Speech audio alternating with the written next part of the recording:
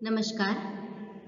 मैं श्रीमती सुवर्णा अशोक गव्हाणे, सावित्रीबाई फुले शिक्षण प्रसार मंडल संचालित रेणुका हाई स्कूल की अध्यापिका।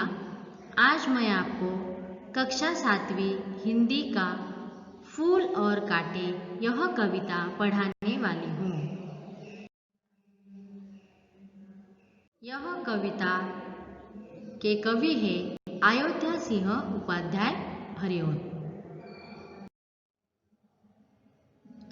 इसमें हम घटक देखेंगे कवि का परिचय, कविता का भावार्थ, शब्द वाटिका, समानार्थी शब्द, विरुद्धार्थी शब्द।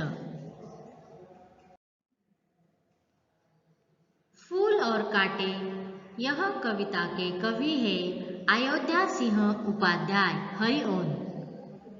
इनका जन्म हुआ है 1865 में आजमगढ़ उत्तर प्रदेश में।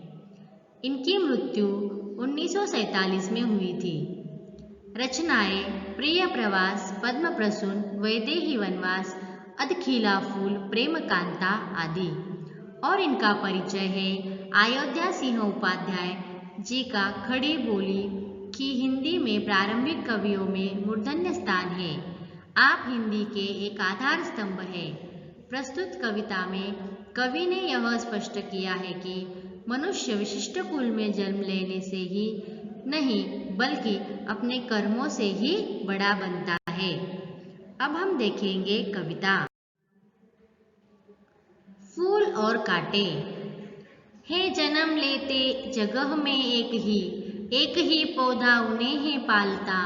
रात में उन पर चमकता चांद भी एक ही सी चांदनी है डालता। मेह उन पर है बरसता एक सी उन पर हवाएं है बही। पर सदा ही यह दिखाता है हमें ढंग उनके एक से होते नहीं। छेद कर काटा किसी की उंगलियां, फाड़ देता है किसी का वरवसन।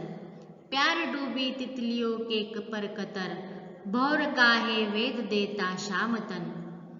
फूल लेकर तितलियों को गोद में, भौर को अपना अनूठा रस पिला। निज सुगंध और निराले रंग से है सदा देता कली का खिला। है खटकता एक सबकी आंख में, दूसरा है सोहता सुरसिस पर।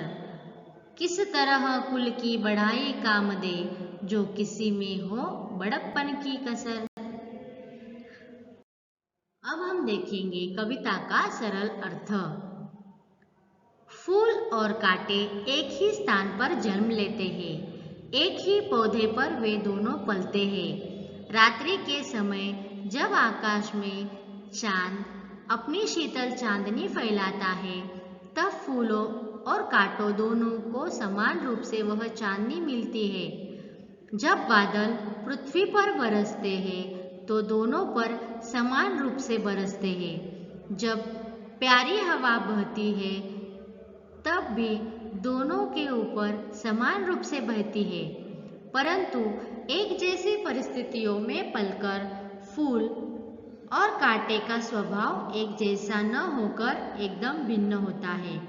फूल और कांटे दोनों का जन्म स्थान एक ही है, एक ही पौधे पर वो जन्म लेते हैं, पलते हैं। लेकिन रात्रि के समय जब आकाश में चांद अपनी शीतल चांदनी फैलाता है, तब फूल और कांटों को दोनों पर वह चांदनी समान रूप से मिलती है। और जब बादल बरसते हैं तब फूल और कांटों पर दोनों पर समान रूप से बरसते हैं और हवा भी दोनों के ऊपर समान रूप से बहती है, परंतु एक जैसी परिस्थितियों में पलकर भी फूल और कांटे का स्वभाव एकदम भिन्न होता है।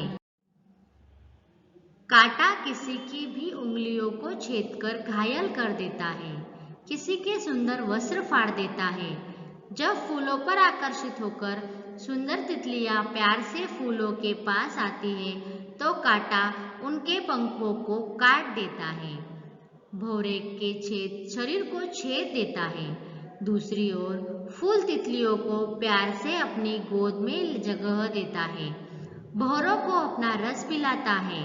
अपनी मदमाती सुगंध और रंगों की निराली छटा से सभी के मन को प्रसन्न कर देता है।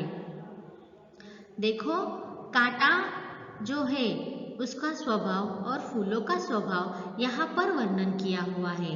कांटा क्या करता है, उसके स्वभाव के कारण किसी की भी उंगलियों को छेदकर घायल कर देता है, किसी के सुंदर वस्त्र फाड़ देता है।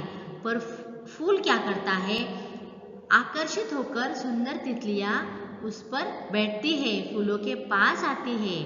तो कांटा क्या करता है, उनको पंखों से काट देता, उनके पंखों को काट देता है और भौरों के शरीर को छेद देता है।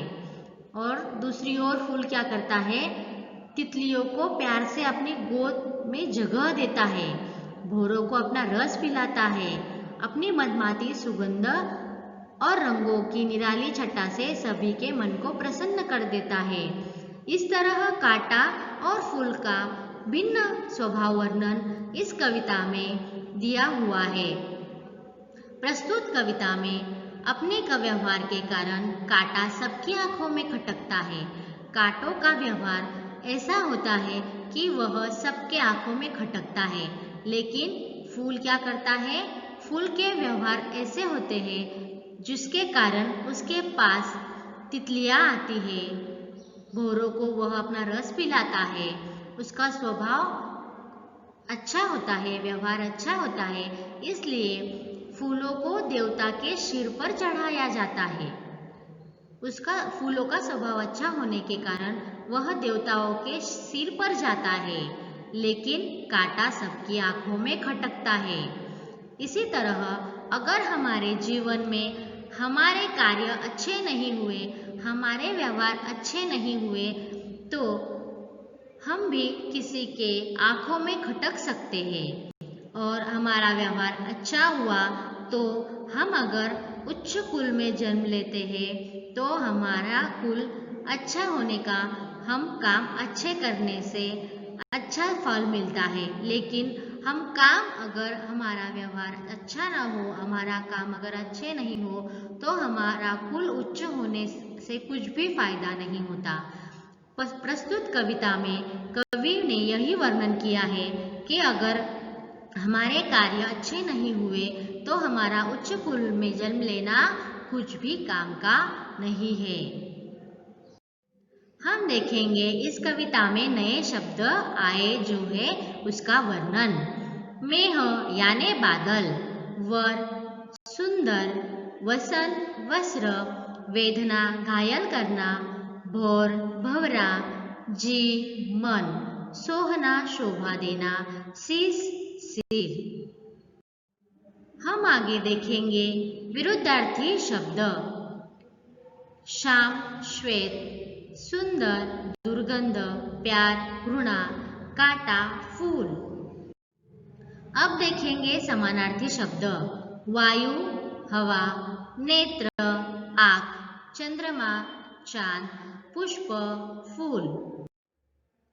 इस कविता में हमने फूल और कांटे का विभिन्न प्रकार के स्वभाव का वर्णन किया है। हम आगे के लेक्चर में दादी माँ का परिवार यह पाठ देखेंगे।